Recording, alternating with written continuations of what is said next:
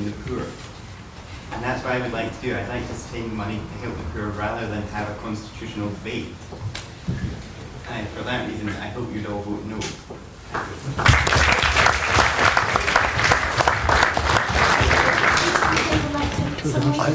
You go first. Well, thank you very much. Yes, I'm going to keep it absolutely brief, and that's one of the reasons why I'm not sure that summarising what's been said is actually possible. What I would like to do is address a few factual things that have been said, and I will be very quick, seriously. It's going to be one line on each. If you were to talk to members of the European Parliament, you would pick up a completely different sense from the rhetoric that I've heard now. Europeans, by and large, understand where Scotland is coming from. It is the UK government which is actually out of step in general European terms, as perceived by our fellow Europeans. Secondly, can I pick up the point on electricity? Electricity runs on copper wires around Europe. There's no question of all the electricity that's generated in Scotland suddenly stopping at the border, nor is there any prospect of those ambulances stopping at the border. They don't at the moment. The fire brigade, the police and the ambulances will follow the patient across the border. I mean, seriously, there is not suddenly going to be barbed wire on Hadrian's Wall. It simply is a myth. But much more importantly, fundamentally, can I get to the point about money? Somebody was talking about the NHS in Scotland being devolved, and of course it is. But the funding that comes to Scotland depends on the way the money is spent in the UK. As the NHS in England and Wales gets to being privatised, the NHS expenditure drops, and the corollary coming to Scotland for that single head, and Willie's going to say something about this, changes. Okay? So just make sure that you understand the way funding comes, and it's not that simple. Where's independence coming from? I think it's a general awakening of the fact that actually Scotland could be different. We would like to be different. There are institutional biases. Reference to the BBC. If you think the BBC is unbiased, just go somewhere else and just reflect on what you're watching. If you think the BBC doesn't actually represent England rather than Scotland. Dundee is a fine place. I lived there for 18 years. I used to be a councillor. Can I also make the point that if you think you've seen poverty in Dundee, you're probably wrong. Because if you've been to the city centre, you've not seen it. You would have to go out to the schemes and stick around to understand actually what poverty is about in our cities. Please don't delude yourselves. I've heard a lot about unity. It's easy rhetoric. Actually, it's real political decisions that matter. This nonsense about, well, we made these decisions for the National Health Service when we were together. Well, yes, we did, but we were actually together when we made the decisions about the National Health Service. What does that prove? Is there anything else in there that I really need to talk about? Can I just pick up the point about MSPs going into schools? Can I please say, yes, we all do it. I do resent the suggestion that one MSP doesn't want some other MSP to be there. I'm sorry, that is myth. By and large, we are not made like that from any part of the party distribution. We simply don't do that. I'm sorry, that is just not fair.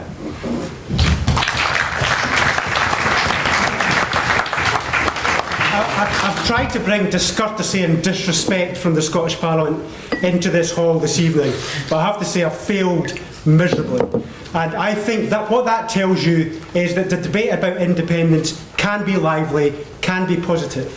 And I actually think at the end of this process, we might have a better Scotland, whether we choose to go independent or whether we choose to stay in the United Kingdom. I think that's but we need to stop defining ourselves by others.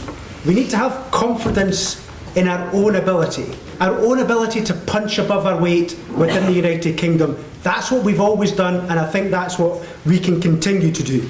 And you should look back. This is a 300-year project so far.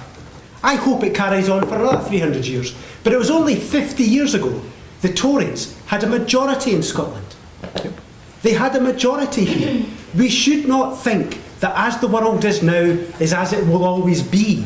The world will be what we shape it to be, and I want to shape it with the rest of the United Kingdom.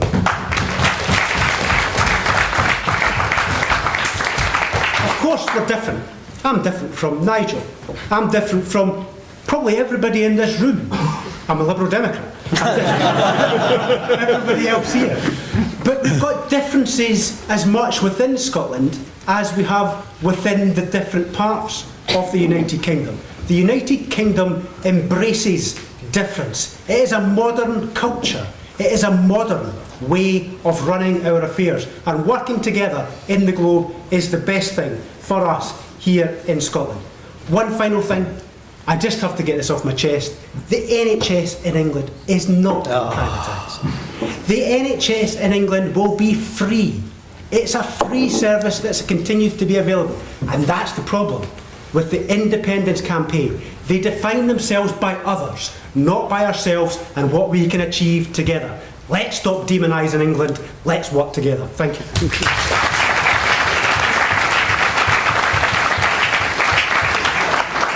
If I was to demonise England, my mother, who's from the Isle of Wight, would never forgive me.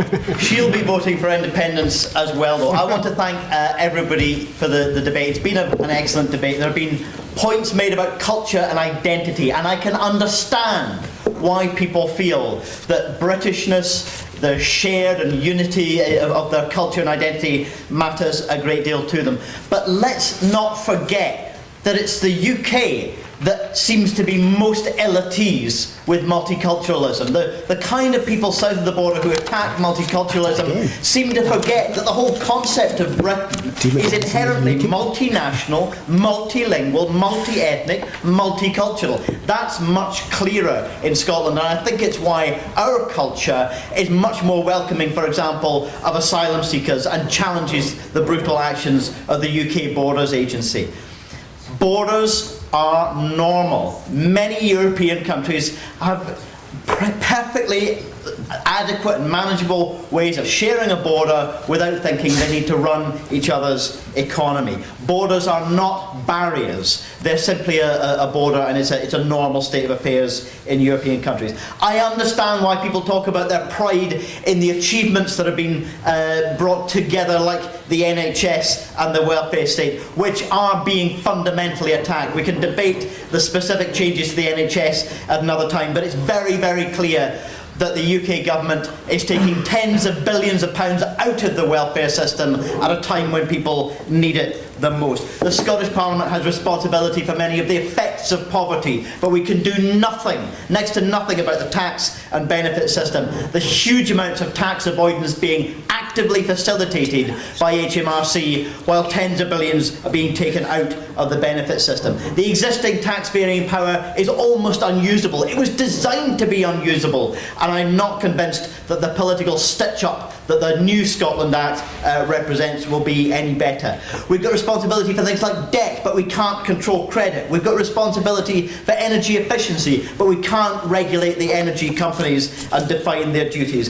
I want a decentralised Scotland, where yes, the people of Angus are best placed to make the decisions that affect Angus, and the people of Glasgow best placed to make the decisions that affect Glasgow, and the people of Shetland, and the people of Dundee, and the people of St Andrews best placed to make their own local decisions. But it seems clear to me that the people of Scotland are best placed to make those decisions which affect Scotland as a whole, and that's why I think we should vote yes. I'll give you one last reason why everyone who's made these perfectly justified attacks on Alex Salmond should vote yes. Voting yes is the clearest way to pose an existential question to the SNP. Voting yes is the best way to make sure that will be the last election Alex Salmond ever fights. I look forward to that day, and I hope you do too.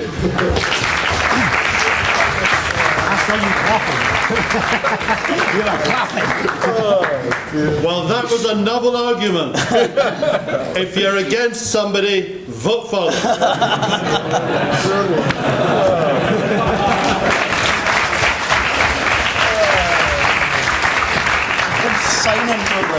Very briefly, I think the Scottish electorate is a very canny electorate, and I think by giving the SNP a majority, they voted for a competent government that has brought in a lot of improvements. I think devolution's made Scotland a better place.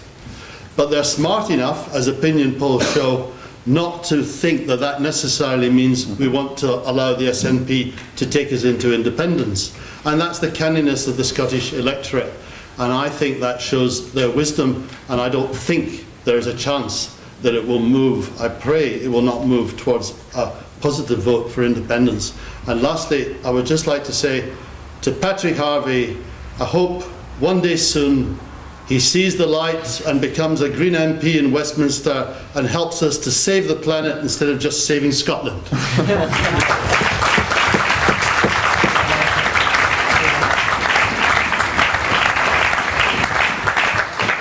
I'd like to thank our speakers, and it's the point of the night that we hold this debate to a vote.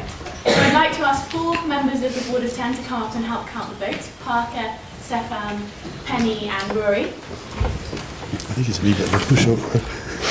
You vote by raising your hand. I think you've lost, I'm sorry. Oh, I don't think you've Not much to by worry. No, I don't think so.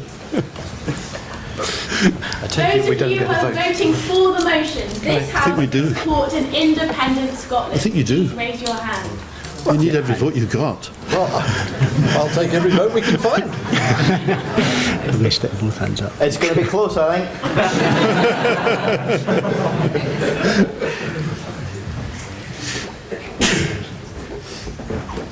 We was wrong. Take the notes Grudge and out. grievance is continuing. Grudge and grievance is continuing. Those of you voting against the motion, this House will support an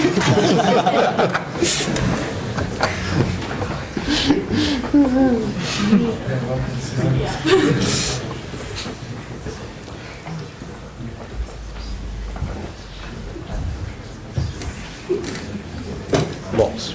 You nearly got my vote, actually. It was quite close. I'll have a floating voter.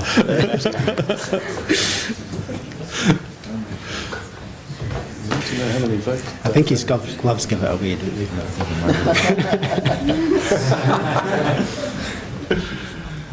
Some complicated maths out there with big numbers. Okay. You just make up the numbers. Will you just make up the We're all hard students. Those of you abstaining from the vote.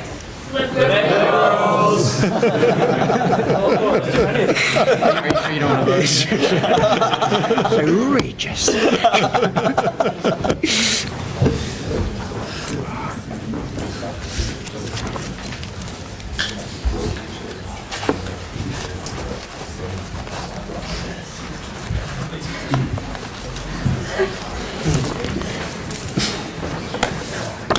What do we do this for? What? What do we do this for? Don't know. Before we reveal the results of the vote. Firstly, the port tonight goes to Michael Taylor.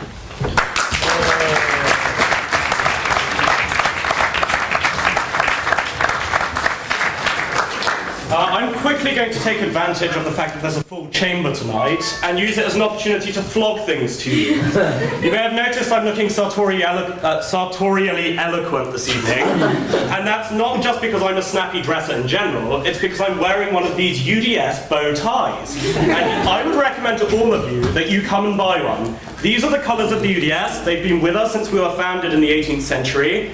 This bow tie is made of finest silk, and it's only £20. How much? £20. So please come and help fund our horribly underfunded society and buy a bow tie tonight. Come and see me afterwards, or email me. My name's on your order paper. It's you and Bruce, Sergeant at Arms. Thank you very much.